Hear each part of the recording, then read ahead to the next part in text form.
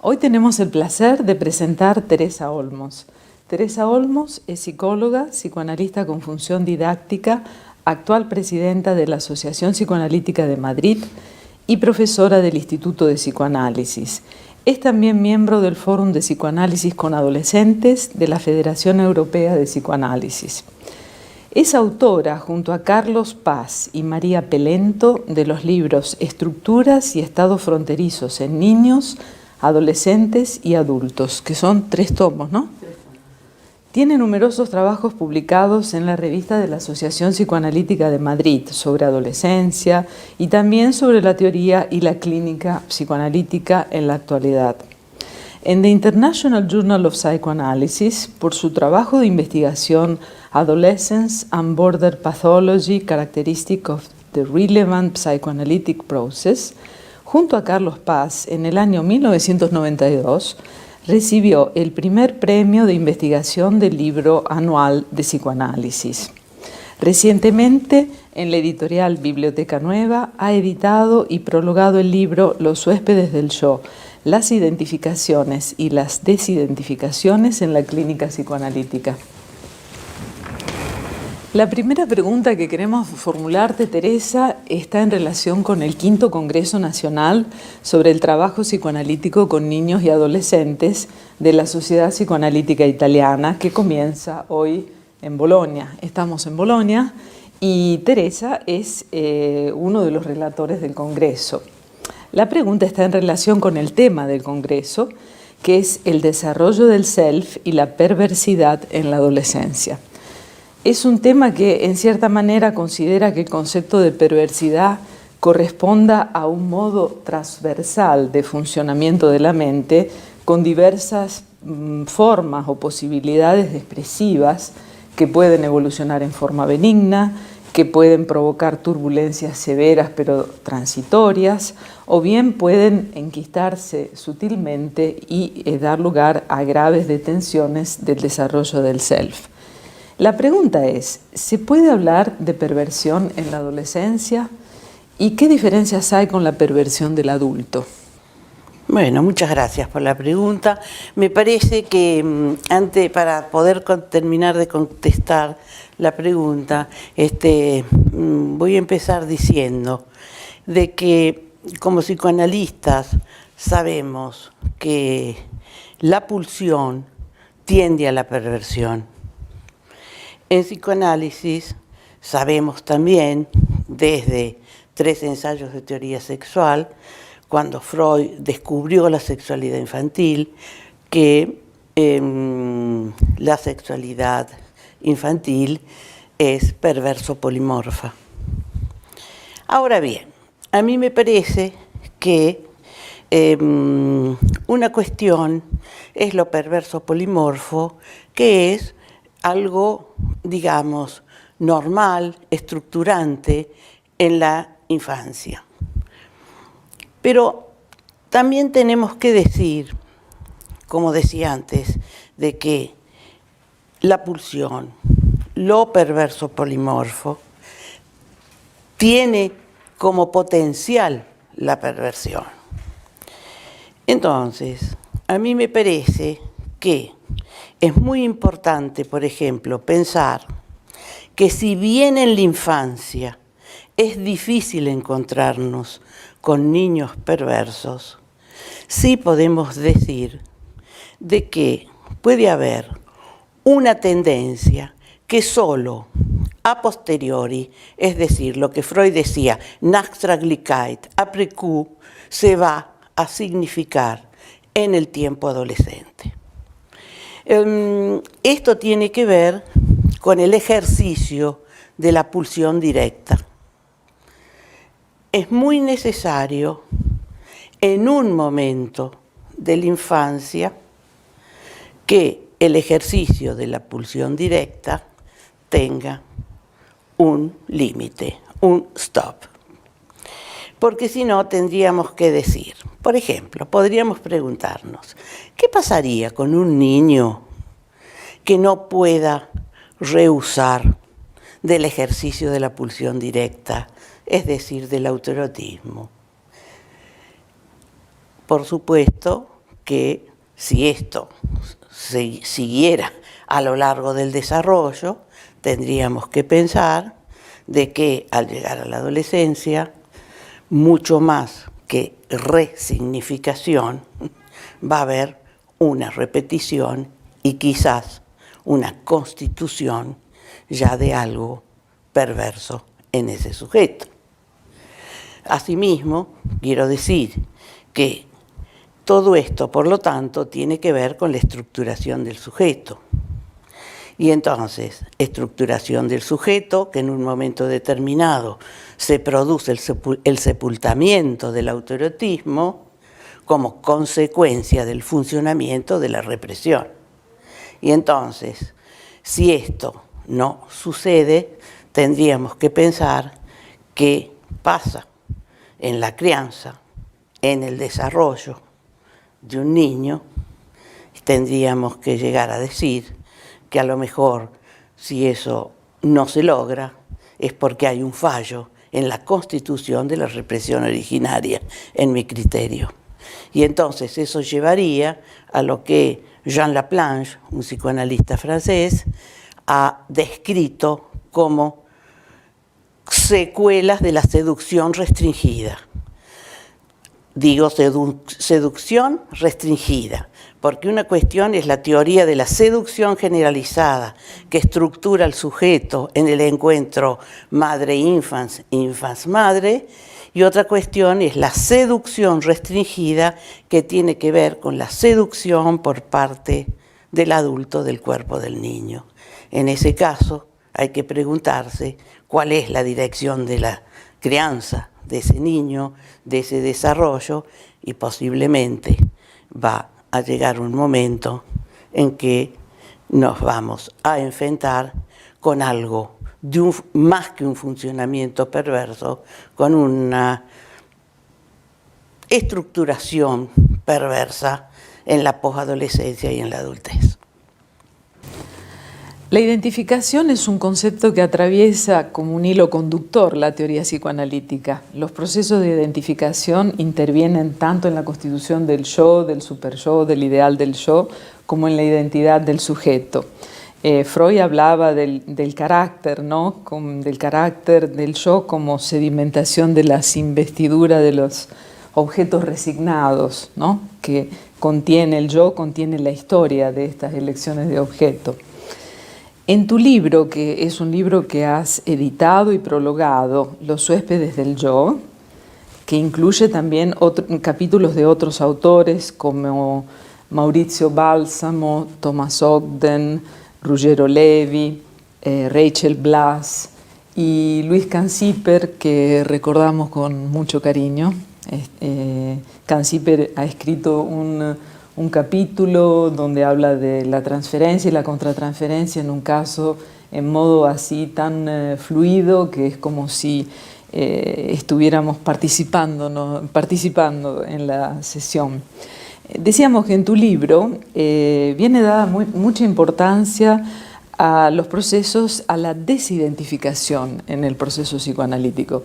Y a un cierto punto haces un recorrido, retomás interrogantes que Freud había dejado abiertos en relación a las modificaciones evolutivas del superyo, y en particular señalás que no basta tomar conciencia, sino también que es necesario un arduo trabajo de elaboración de las identificaciones patógenas, y te referís a un tipo de duelo y también a un trabajo que implica casi la creación de una nueva realidad, ¿no? ¿Es así?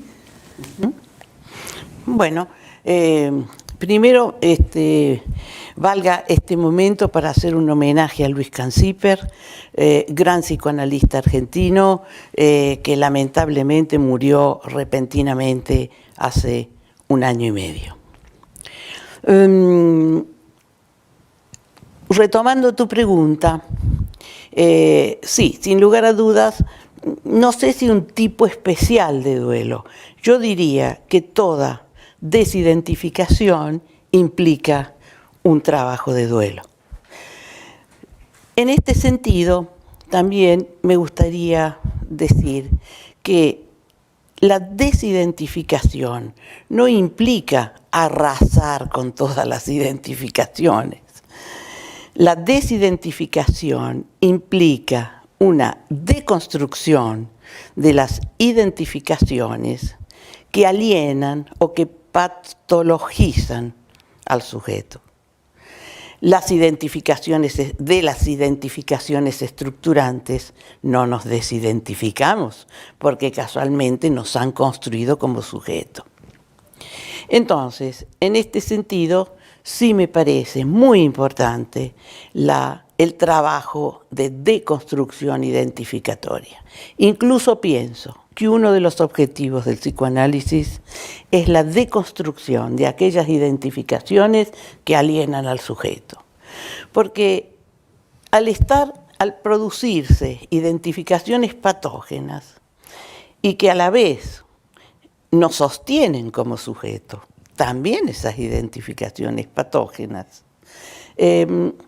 lo que nosotros escuchamos como analizándose en un proceso analítico, todo va al lugar de las identificaciones. Por eso es tan importante como analistas poder escuchar las identificaciones en el proceso analítico para poder irnos acercando a esas diferentes identificaciones que bloquean el progreso y el desarrollo del analizando en un proceso analítico. Y por supuesto que es un duelo, porque si son identificaciones que han venido sosteniendo al sujeto, evidentemente hay que realizar todo un proceso de desprendimiento de esas identificaciones para poder construir nuevas identificaciones, porque el proceso identificatorio no termina nunca, dura hasta los últimos años de la vida. Por supuesto que hay distintos tipos de identificaciones y hay identificaciones más fáciles de deconstruir que otras. Entonces, en ese sentido, incluso Freud ya habló de identificaciones que implican una escisión del yo, que hay un estado dentro del estado, decía Freud. No que hay un estado, es como un estado, mejor dicho, dentro del estado. Y entonces, ese tipo de identificaciones, que muchas veces son identificaciones, aunque mortíferas, sostienen al sujeto. Y entonces necesitan un largo trabajo de elaboración y de duelo. Y en el mejor de los casos, algún día, poder llegar a deconstruirse ese tipo de identificaciones y seguir con todo un proceso de simbolización. Perfecto. La próxima pregunta vierte sobre los aportes más significativos de Piero Lanier.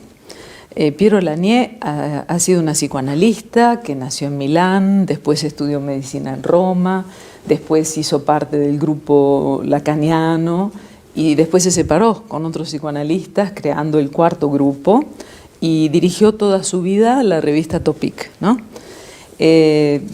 Hay un trabajo que escribiste en la revista de la Asociación Psicoanalítica de Madrid sobre los aportes metapsicológicos de Piero Lanier, que se ocupó de los problemas de alienación, de pacientes graves, de la psicosis, del funcionamiento del yo, ¿no? Y la pregunta que te queríamos formular, además de la importante influencia que ha tenido en tus presupuestos teóricos y clínicos, la pregunta es, ¿cómo Piero Lanier se ha ocupado de los distintos tipos de representación y de distintos modos de representar?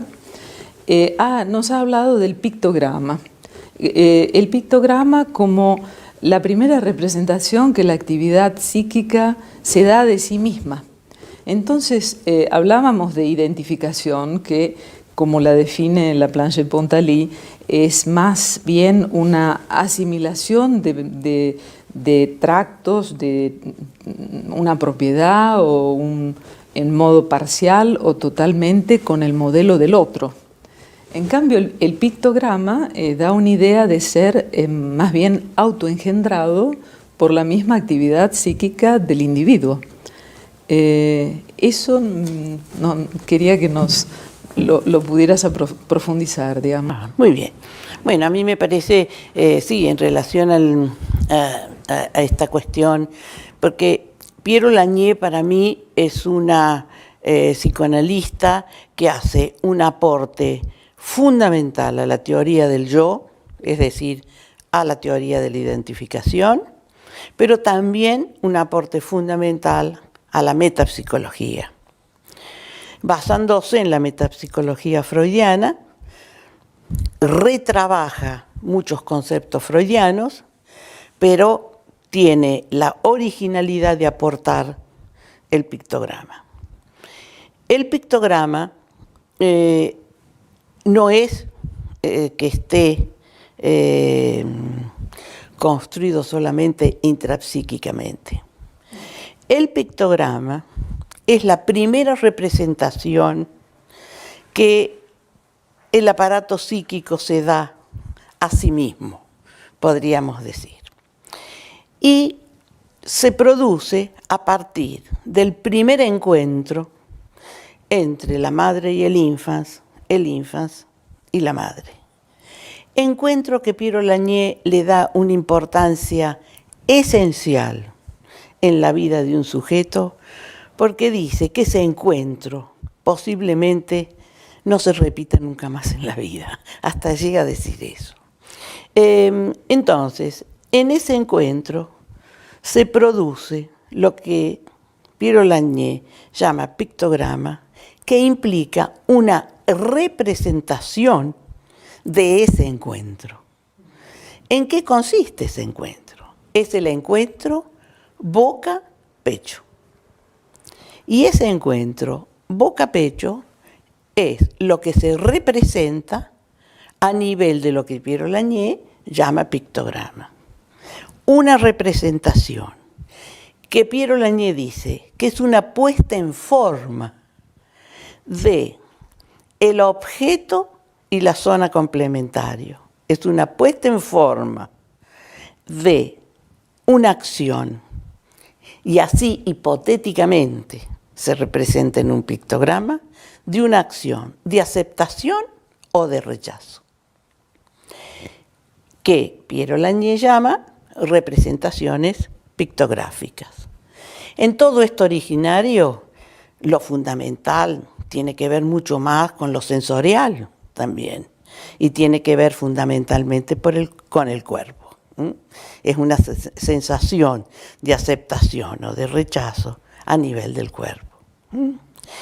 Ahora bien, también Piero Lanier luego habla de otras representaciones fantasmáticas y las representaciones de palabra. Y ella sostiene que cada grupo de representaciones está algo así como regida por leyes.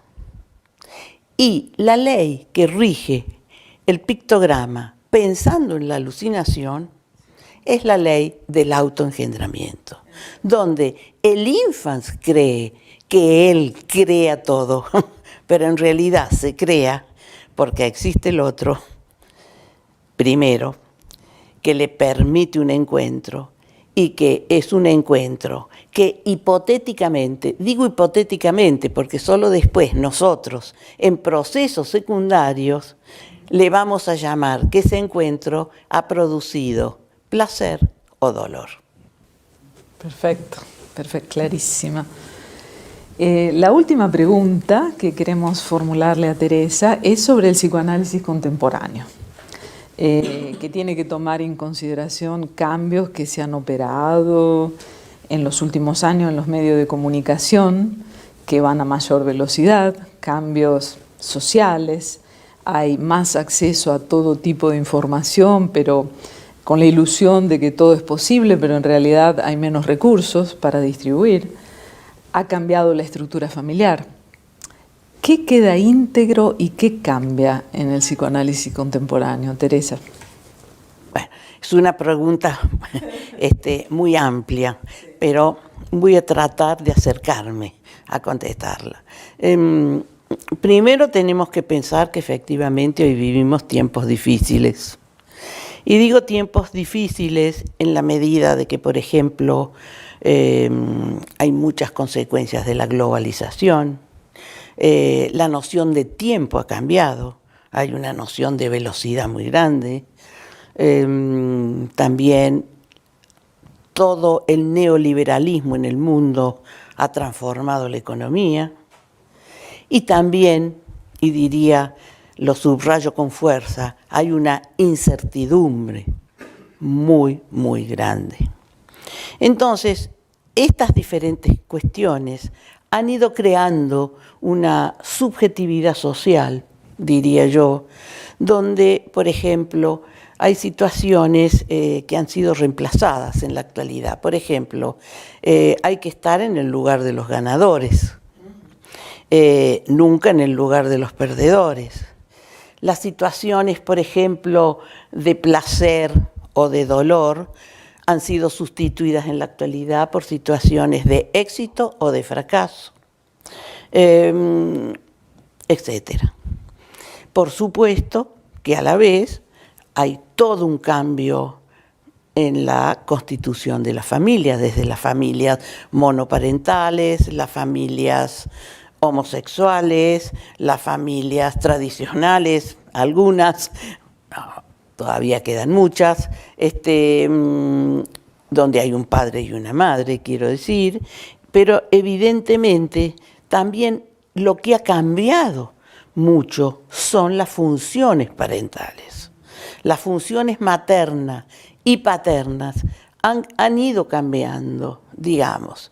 Y entonces, por ejemplo, yo lo que recojo en mi clínica actual, y sobre todo en análisis con adolescentes, lo que se ve más es un cambio negativo, que se ve fallida la función paterna en el interior de los pacientes, que no terminan como de incorporar una firme función paterna. Para decirlo grosso modo, el análisis es altamente individual, quiero recordarlo, y siempre tenemos que pensar en eso peculiar individual de cada sujeto.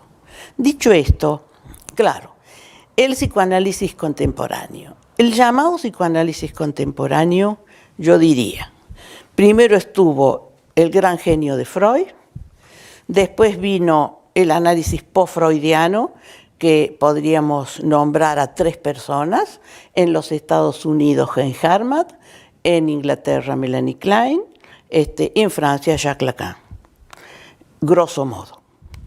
Y luego viene, eso sería el psicoanálisis post-freudiano, y luego del post-freudiano viene lo que se ha llamado el psicoanálisis contemporáneo, que yo creo que el psicoanálisis llamado contemporáneo, bueno, se caracteriza fundamentalmente, diría 2 o 3 cuestiones. Una, se tiene en cuenta la función del otro en la construcción del psiquismo.